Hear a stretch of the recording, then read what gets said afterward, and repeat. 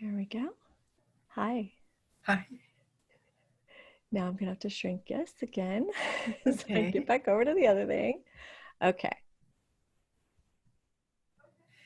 Well, congratulations for handling the technology by yourself. Oh, it's That's something. impressive. Well, good morning. I'm Rochelle Dardana with Internal Wisdom Health Summit. Today, our guest speaker is Dr. Kelly Sutton. Dr. Sutton is a board certified internist, MD, with additional training in pediatrics. She provides consultations in how do I pronounce that word? Anthroposophic. Anthroposophic medicine for individuals and families in her medical clinic here in Fair Oaks, California. Dr. Sutton's conventional training and decades of experience provide us with scientific background that she needs to practice medicine. And your approach is much more human-centered in the philosophy of Rudolf Steiner, correct? Correct. Yes, and what that means is, and I'm going to have you go and talk about that a little bit more, Mhm. but you've been practicing medicine now for decades outside of the conventional medical system. Talk to us about how you got to do that. Mm. What brought you to that? My patients. Mm. My patients always taught me things.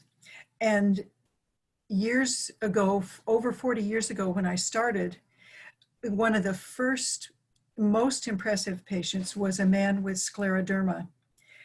And he had very tight skin, fingers were bent, and he couldn't swallow because all the tissues get tight. And I searched for treatments for him in the conventional world, and studies, trials, there was nothing. So a friend I had just met said that she got through rheumatic fever with nutritional supplements. So I said, what would you do with this situation? And she wrote down for me a list of brewer's yeast and other supplements and gave me specific brands that she knew were high quality. I gave him those, and simply by nourishing his body, he became able to swallow. He could dig again in the garden, which was his love, and his depression lifted, understandably.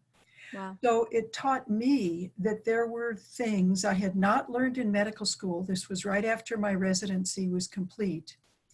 And that in order to give my patients the best, I had to look beyond conventional medicine. So I didn't stop using conventional medicine, but I used both. And patients taught me other things too. A woman told me how she had a fracture that healed very quickly, to the amazement of the surgeon, with radionics.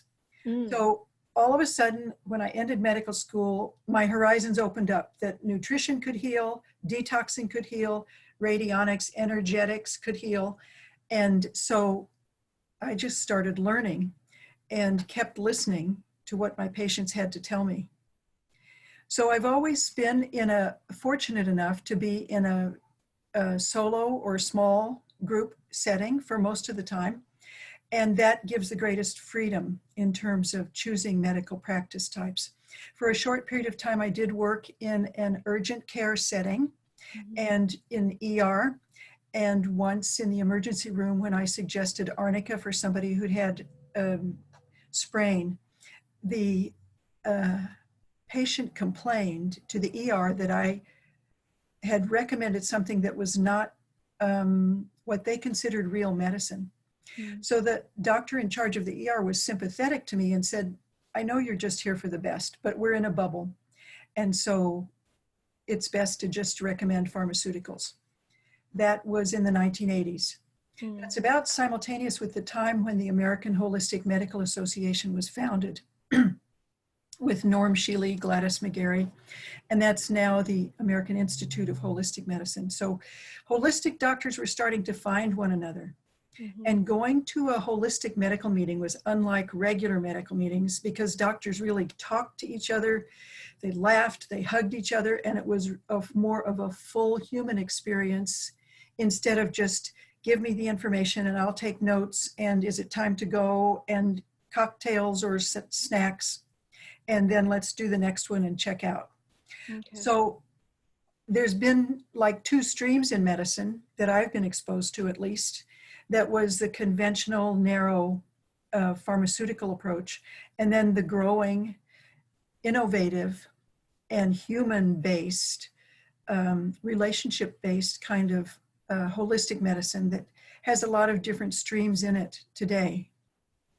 Yeah. It's interesting that in California, the Business and Professions Code actually protects the existence of alternative medicine to be available to doctors and to patients. And one of the reasons that's stated is that it's known that it takes 17 years for the new research to come into clinical practice. So by definition, in California Business and Professions Code, alternative medicine is defined as more up to date on research than conventional medicine. Interesting. Yes. And partly it's what happens, I think, when things become established, is they get slow and stodgy. They don't want to change. They're kind of fixed. And that's what we see with establishment medicine. If it starts doing something one way, it just keeps doing it for a long time. And then finally it shifts and changes. And 17 years is a whole generation. So it's important for the sake of the individual patient that they have access, and doctors certainly want the satisfaction of using the latest science that we are able to access and understand in our practices, instead of having to wait for the Leviathan to move towards what was known 17 years ago. Sure. Mm-hmm. So, well, and isn't conventional studies, they're limited in how much access the public has to that information, correct? Yes. And I've heard Dr. Shiva Ayadare say that there should be a Citizen Science Act, which means there is transparency of studies with raw data for everybody to look at. I think that's critical. In the times we're in, there's a number of important changes that need to happen in some of the basic structures in society. Science transparency is one of them. It's very, very important. There's others as well. Yeah. Talk to me about the, what does a typical visit feel and look like when you see a patient, the different approach? So the foundation is conventional medicine. It's to collect information accurately and broadly, thoroughly, not just superficially. So then added to that is any other data that's there, laboratory work, consultations, imaging. I will always ask the patient, how can I help you? Or some equivalent question to that, because I want in this context to be able to narrow into what the patient is seeking. So I think a big difference is that holistic medicine does do a better job of looking at the context. So it's not just the cancer inside the body, but the terrain of the body around the cancer. How does the body handle blood sugar, inflammation, vitamin D, angiogenesis, which is reflected in copper, zinc metabolism, and fibrinogen. So the same thing is true of illness in general, not just cancer in the body's terrain, but the overall health of the human being, because a lot of holistic medicine is adjusting the global health so that the body itself can correct what the problem is. So there's ways to address things specifically, but I think there's a much greater awareness in holistic medicine that the context has to be addressed. In functional medicine, which is a big form, very popular today, of holistic medicine, the term interdependent systems is used, and seeking the root cause. That's important vocabulary to have, because too much of conventional medicine has been satisfied with identifying the symptom and giving an allopathic treatment which combats the symptom. End of story. And by definition, allopathic means strange to the disease. It's the opposite of the disease. And it's a contrast to homeopathic, where something like the disease, homeopathic, can address the body and help guide it through that disease process, trusting that there's an underlying wisdom in the body and a reason that those symptoms have occurred to come to resolution. Right. So conventionally, just to summarize what you just said, when a patient goes into a physician, conventional physician, Mhm. they have a complaint or an issue, a symptom. Mhm. So when I see my physician, they're going to suppress that symptom, and thereby they're treating the symptom, not the root cause. That's a good summary. Yes. Right. Mhm. And then what you're saying too is that there's an interdependence with the human body, and that you can't just have cancer in one organ system or one space and not have it be affected and or potentially alleviated by other systems within the body, the elimination systems, Mhm. Mhm. the nervous system. I know has a lot to do with it, with our state of mind Right. and Mhm. stress levels nowadays, and Exactly. sugar and metabolism Exactly. and endocrine. Yes. Okay. Exactly. Yes. So what you're saying is the approach that you're taking with each of your clients takes a little time. You have to get to know them. Well, relationship is omitted too often in conventional medicine today. It didn't used to be. When I started 40 plus years ago, there was the family doctor, and people knew their doctor and chose their doctor. And then we sort of got into managing payments, and we got HMOs, and doctor-patient relationships became arranged marriages, that your coverage decided which doctor you would see instead of you deciding which doctor you would see, or the one that you knew, or the one that was closest, or the family had had.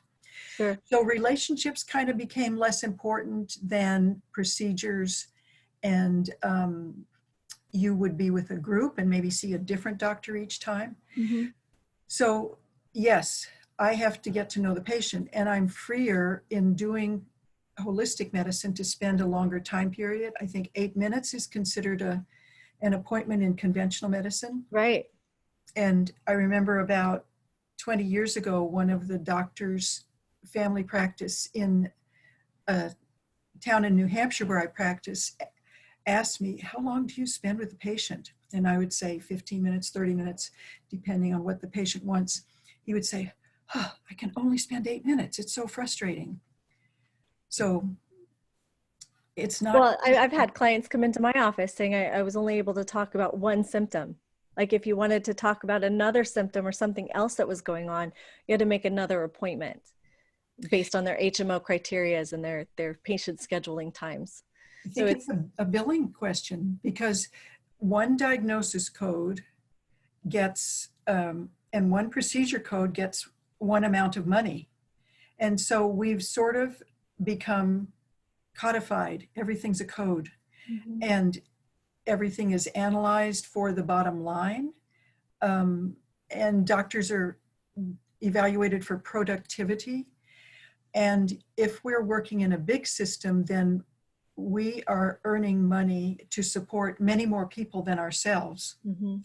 And a lot of the work that's brought about by using third-party payers is multiplies the cost of medicine many times, because you don't get your money right away, and you have to have a specialist in Medicare, a specialist in the Blues, a specialist for Aetna, a specialist in workman's comp, not one insurance person. So as a small practice, I did insurance medicine for a period of time, and then in the early 2000s decided I just couldn't.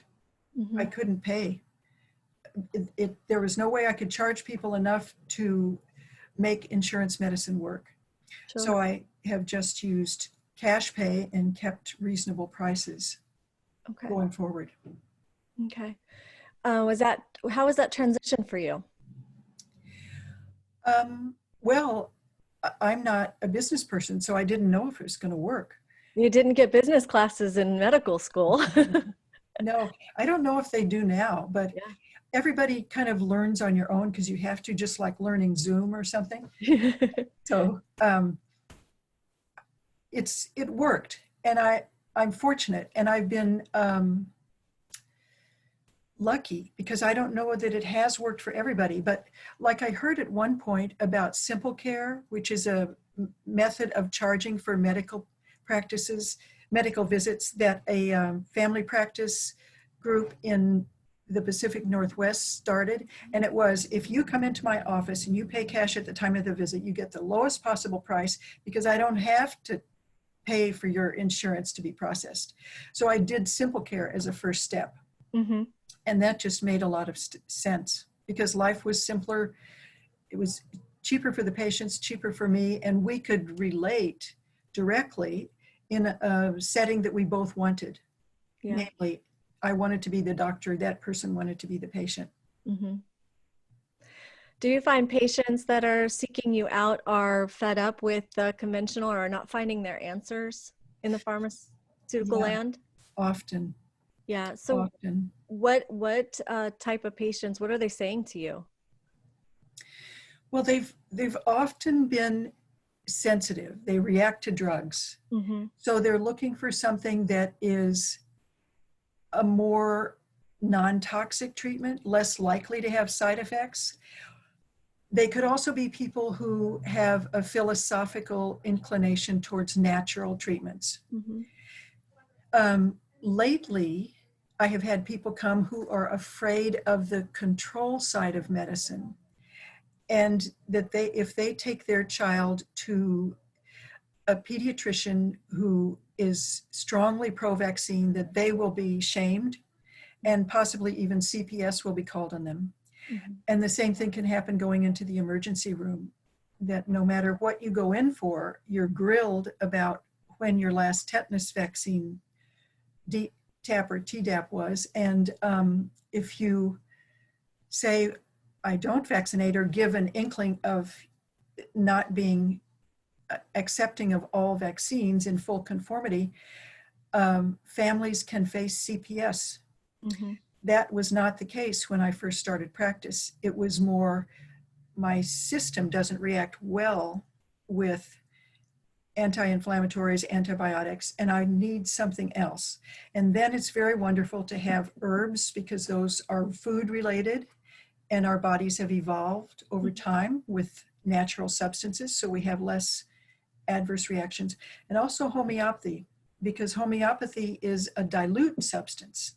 It works through its energetic makeup and a little bit of its physical substance. The less substance there is to react to, the better for somebody who's basically kind of allergic and sensitive. Mm-hmm. Well, I like what you're saying there because what you're addressing really is the uniqueness of the human. Like some people, I call them more resilient. They can handle more toxins. Their body has a better elimination system. Absolutely. And others don't. So They're yeah. And in conventional medicine, especially with only just a 7-minute visit, you don't have the time to assess that. no, you can't. And there's many, many variables in making a judgment that relates to a person's life. One of the most impressive grand rounds I've ever heard was early in Eastern Virginia Medical School. A pediatrician who's the head of neonatal ICU was talking about being able to help babies survive through pregnancy, be delivered, but then knowing sometimes in advance through ultrasounds or amniocentesis that the baby was deformed. Mm-hmm. And having to make very, very difficult decisions. Like, does this child need to be allowed to just rest in its parents' arms and die because it has life-threatening defects? Or Right. should it be subjected to surgery, maybe once, twice, 3 times? And one of the doctors in the audience asked that pediatrician, how do you know you've made the right decision? Mm-hmm. And the answer the pediatrician, the NICU expert, gave was, only if the parents and I have been in agony do I think we've made the right decision.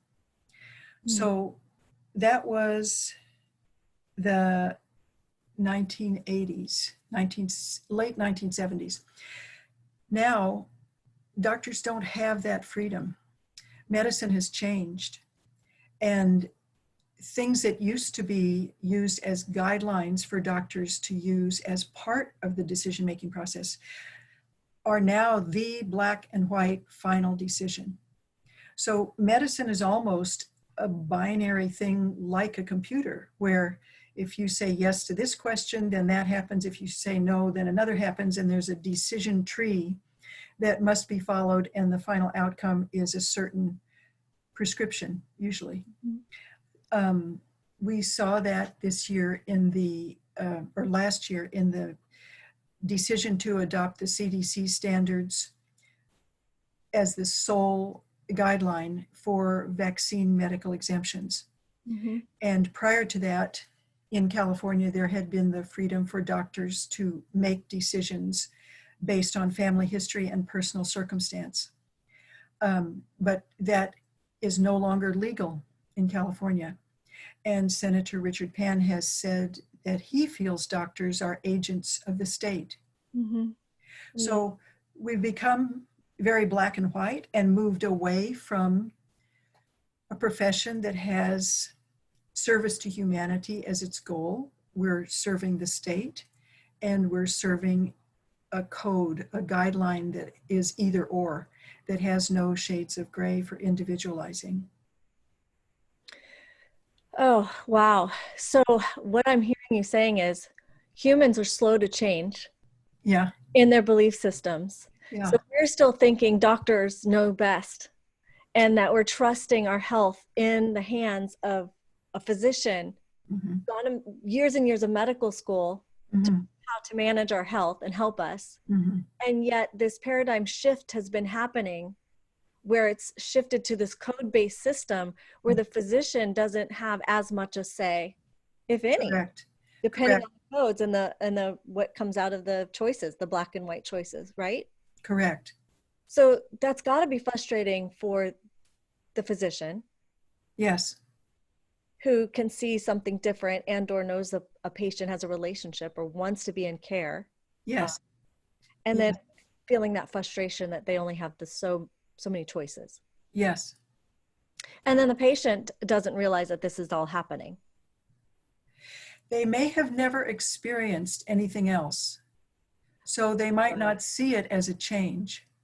If they have grown up with a sort of there is only one way kind of medicine, and things have worked, they haven't had adverse reactions to antibiotics, steroids, multiple prescriptions at a time, they may be just fine and think that's the way life is, and this is where I go for help. Sure. So we're always evolving, and we have certain experiences and we forget what's happened to our parents or our grandparents, and we don't have them anymore. We don't have our extended families to be the teachers. The pediatrician sometimes takes the role of the grandparents in giving moment-to-moment advice in the care of a child. And so we've lost abilities to observe how a fever acts in the body, where it is the head and chest hot, but the feet cold when Right. there's a fever? What's the skin color? And to work with a process so that we don't feel like it's all in the anything over 100, I give this amount of Tylenol, and that's it. Mm-hmm. So we've distanced ourselves from the experience of sickness and the ability to trust our own eyes. We're now more in the instruction realm of what the doctor said to do, instead of grandma always did a rub on the feet, a chest compress, a something, and then watched. So a part of getting rid of acute illness is we miss a certain almost initiation ritual where if I'm very sick, I feel my vulnerability, and I may not have words for it if I'm a child, but I have to go into a place of trust and openness to my caregiver, usually my parent. And then together we get through that. And at the end of that, I feel a bond, a human connection with a person who was so close and so important to me that is irreplaceable. I also have a sense of confidence in my body's own ability. So now we cancel acute illness. We're on an anti-acute illness kind of campaign in the world. The vaccines are towards that, of course, because most of the acute illnesses are infections. But we miss this strengthening experience because both the immune system is strengthened by building antibodies that last for life, like measles. I had measles, so I can take care of any measles patient without fear. But my vaccinated children may or may not have antibodies. And if they have antibodies, it may not be robust. So it could be risky for them to be around somebody with measles as adults now. So, but we also miss the human experience of vulnerability, companionship that's trusted, and success. Sure. So we learned a lot from acute illness, and we're trying to eradicate it. And I suspect that the only way we will truly eradicate acute illness is if we eradicate life, because illness is kind of built into life. Sure. And Sherry Tenpenny made a very wise statement. She said, we shouldn't be trying to eradicate illness. We should be trying to manage it.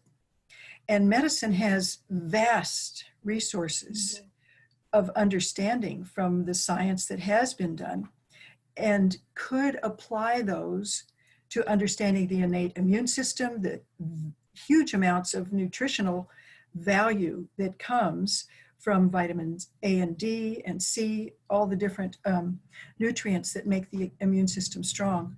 But we're very much vaccine minded today and procedure minded. And so doctors are now in a profession that became a business, that became an industry, and working with this kind of rigid codified world and becoming a little bit of a vaccine squad instead of a doctor.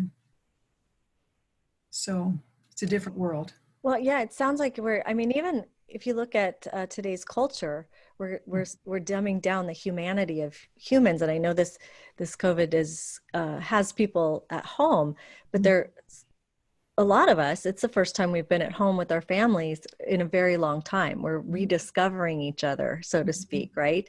And so what you're saying, I remember my grandmother taking care of me. We would pin garlic cloves on my shirt so I could breathe the fumes. Whether it was anecdotal or not, you're right. I felt loved. I felt cared for.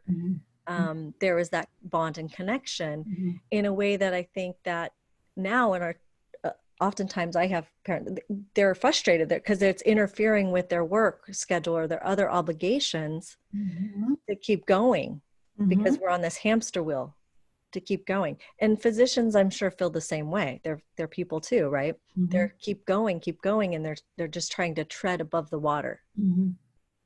And that's not the way humans thrive. No. Or create health and wealth. Correct. In their health. Absolutely. Yeah. And it's like it had been a concern with so much more and more devices in our lives that we don't have as much human contact.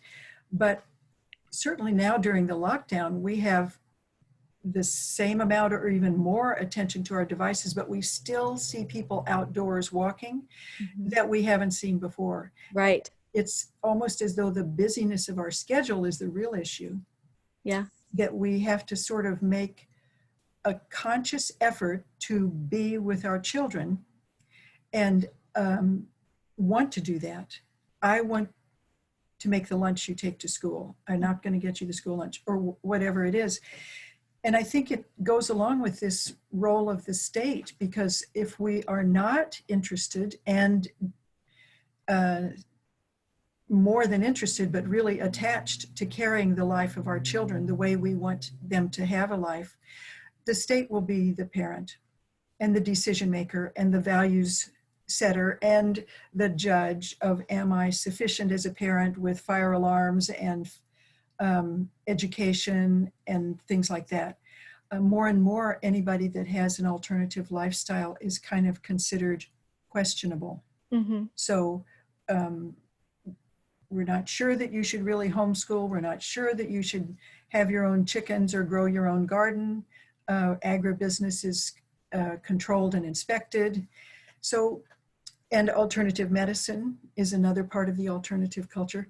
And yet it's in the alternative culture that people have really had the preservation of these skills and original connections with nature and the human body as it was designed originally, and how to work with it.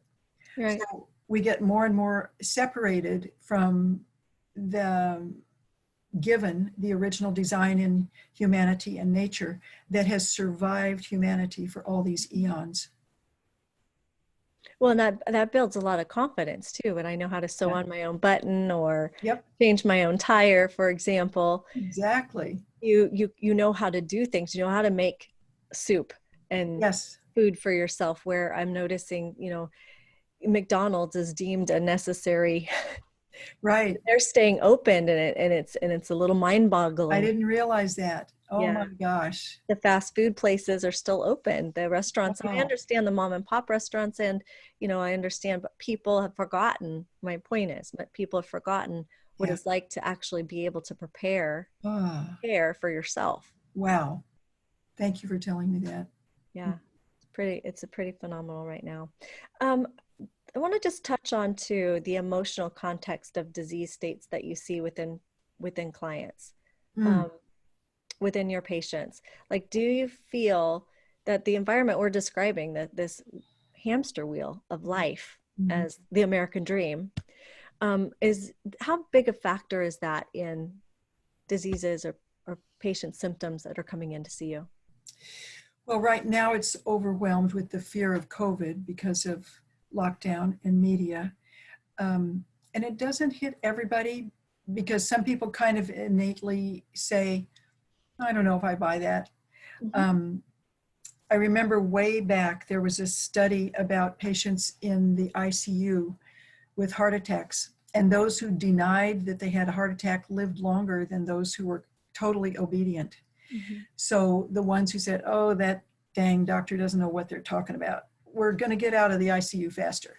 Okay. So right now we're compliant and we are sympathetic by nature, and we take in the emotions of what we're exposed to. And the main thing we're exposed to when we're in lockdown is media, and then our families if we don't live alone. So fear is a really big thing now, and Sure. the anxiety and not sleeping is huge. I think the busyness of life gives us other things. It gives us poor self-care because we don't walk. We push ourselves beyond rhythm, and we have a more chaotic sleep pattern. And so that gives us issues with our adrenal glands, and melatonin doesn't work as well. And that rebuilding that we should get from sleep on a regular basis is just knocked out of the wind, out of the water, so to speak. So I guess the busyness of life is primarily a stress Mm-hmm. presentation more than anything. And out of stress, if we're genetically prone, we'll get diabetes, we'll get blood pressure, we'll get heart issues, gastritis, and ulcer disease. Yeah, wherever our weakest link is, right, Mhm. shows up. Exactly. Yeah. So do you have any recommendations for people out there who are experiencing what you're just talking about, the additional stress, the sleep, anxiety? I know I'm getting quite a few hits on it too, recommendations of what to do. Do you have any insight or guidance for them? Well, simple things would be like lavender oil, essential oil in a diffuser, or not the essential oil as a massage, but dilute more 5% or 10% on the chest. Again, you can get the aroma, and that does have a relaxing effect. Mm-hmm. If a person that you're taking care of is anxious, any sort of foot rub or back rub is helpful, and the aroma of the oil is helpful as well to help with anxiety. Lavender in a bath is helpful right before sleep. Magnesium is the body's natural tranquilizer and can be used as a topical lotion or in, say, an Epsom salts bath. Mm-hmm. Um, I think the other thing is to just ask ourselves am I free to make my own choice in my mind? Because the automatic sympathy that we have in our soul makeup to just identify with the world around us, and then we're given a world of fear from today's environment, we have to separate from and say, I see that, and I know I'm separate, and I choose to be active, and I'm going to get the dishes done. I'm going to drop some food off for the neighbor who's elderly and isolated, and put my activity as more primary than the passivity of just receiving fear-filled information. Sure. And at one point, Rudolf Steiner wrote about the contagion, and I think this might have been around the time of the 1918 flu. He said, fear is more contagious than germs. Mm-hmm. So that's kind of what we're dealing with now. His recommendation was that a person doesn't really catch the germ they're exposed to if they are involved in active love. So by that, I could literally care for somebody who's infected, but if my focus is, oh, they need a clean sheet, they need their food, they're ready for their medicine, then I'm focusing on something that's more real to me than the virus or the germ that I'm worried about. So where do we put our consciousness? Where do we put our focus, our attention? I think it's also important to have beauty in our lives. For many of us who it's nature, and we're fortunate in California to have a beautiful climate. If we're artistic, we should make music, sing, not just record it, and make the room clean and orderly and fresh air. The beauty brings in the harmony and lifts us and sort of takes us out of the only thing that's real is the material mindset that's given to us today into there's something else. Yeah. Yeah.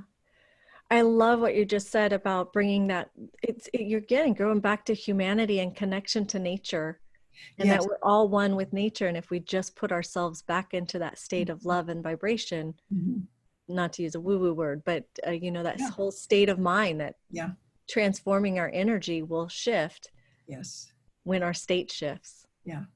And the same for physicians. If they're seeing patients right now, and they're physicians and nursing staff and all of the emergency people that are still out working, the fear is there. It's real. Yes. And it's being fed to them. And then how do they shift their own mindset so that they stay in that love and caring mindset so that they can actually help? And if it is that intense service role, then the love and care has to come towards them to have self-care, to get enough sleep, to eat right, not do McDonald's, and cry when you need to cry, because you see sad things, you see tragedy. Right. Most of us have a medicalized life towards the end of life, just the way our society is now. And we have to have a space to have that register humanly, so that just like the doctor who said he and the parents are in agony before they feel like they can make a decision. I think we're cutting off a part of the human side of the doctor by giving so many black and white instructions and codes that we must comply with, or else we aren't performing properly. And that's not real medicine. It's not accurate. Even if we do say, well, gee, to say the word vibration is woo-woo, if we think about it, the physical body is made up of atoms. But what's an atom? It's a nucleus, maybe just a proton, and around it is an electron. That would be hydrogen. So if that's the basis of matter, then it's mostly nothing, because there's a lot of space between that nucleus and that electron, and that's not physical. Right. So we do have to look at the energetic side of things. Absolutely. And the sense of how our purpose, our will, our attitude impacts the physical. Yes. Determines it. It's the major system that is running everything. Without the energy or the spirit, Yes. we're just a body. Yes. Right? Yes. And I think conventional medicine, they take that aspect out as much as possible. They're just looking at the biology. Yes. And what ends up happening in that case is that medicine creates enormous numbers of effective tools that answer the question, well, how would you deal with gallstones, high cholesterol, cancer? And another tool is developed.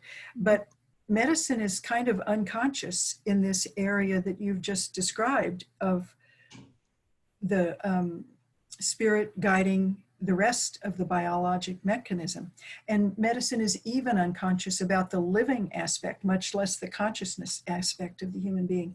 So until that is addressed, we have a tool madness in a certain way without being able to have judgment about how to use those tools in the right way. Because we cannot just ask the question, how do we fix this or that? But who are we working on? Mm-hmm. What is the issue behind this? And that's a little bit the root cause question. When should we do this? Should we do this or not? Why do we do this? Is this the right act, truly? Right. Or not? And then we can have a balanced judgment and use of our tools. But otherwise, we're not in a balanced place. And medicine has to evolve out of the narrowness that it is, or else alternative medicine will bring more things that are needed. Right now, yes. Mm-hmm. Yeah, we're fantastic with our diagnostic tools. That we're utilizing the technology that we actually have Right. in a way that's not actually healing. Yeah. It's not on the healing side as much as it's on the diagnostic side. That's What I correct. see. Yeah. That's correct. Well, and even sometimes the diagnostic tools that we're using are creating harm. They can. They Yes. can for sensitive people. Yes. Yes. Especially. Yeah. Oh, that's so rich in thoughtfulness of bringing back humanity, thinking about how we are as humans and how our medical system is designed to support us or to not support us, and to then empower people to think for themselves and to feel for themselves, does this feel right? Right. And be able to make those choices. Yes. Where can people go for, there's so much information out there, Dr. Sutton, Yeah. right? The internet is full of contradictory information. And I think even the term woo-woo and conspiracy theorists, and those are designed to create the doubt that those are the wacko people. But I've met some super intelligent people that are humans, and they're super in touch with the human aspect as well as the scientific aspect, but have a different thought process than conventional, right? And able to articulate and express that. And then they get labeled. So I would love to hear what you have to say about where people could go for reliable information or information to help them discern for themselves what's real, what's helpful, and what's not. In health, you mean? It particularly, yeah. So I think functional medicine, holistic medicine, and anthroposophic medicine all have organizations and websites and courses that are useful and that acknowledge the context of illness and the connectedness of the human makeup and the uniqueness of a human person. So I would recommend those, and they could just be Googled and different options would come up. It's just part of our time to have to make this thorough decision-making discernment question of all these things. They contradict, what makes sense, what doesn't, and that we can't be satisfied because no one source is all going to be 100% reliable. Right. And it's part of, another part of alternative culture is alternative media. And that's where we hear these sound voices who have done research, but are absolutely at the other end of what we would hear in mainstream media. So we have to, until things are more transparent in science and in media, we have a big job. Yeah. So we have to dig to get to the basic information. Okay. Thank you. Thank you for being with us, for sharing your wisdom and knowledge, for doing the work that you're doing. And you. Help so many Thank you. families and individuals to understand themselves better and be better. I admire you and all that your work that you're doing. And my patients teach me all the time. Yeah. Yeah, It's so true, isn't it? it Yeah. is. Love Yeah. it. That's the biggest thing is we should just keep listening, you know? Yeah. We can't not be receptive in a certain way to the exchange that we're having. Mm-hmm. And it could be a conversation, it could be reading. And then sometimes a real creative spark happens just because two people have listened to each other. Right. I love it. Yeah. Love it. Thank you so much. Thank you. Have a I good day. appreciate your time. You have a great day too. Thank you very much, Rochelle, for your work. Bye-bye. Bye.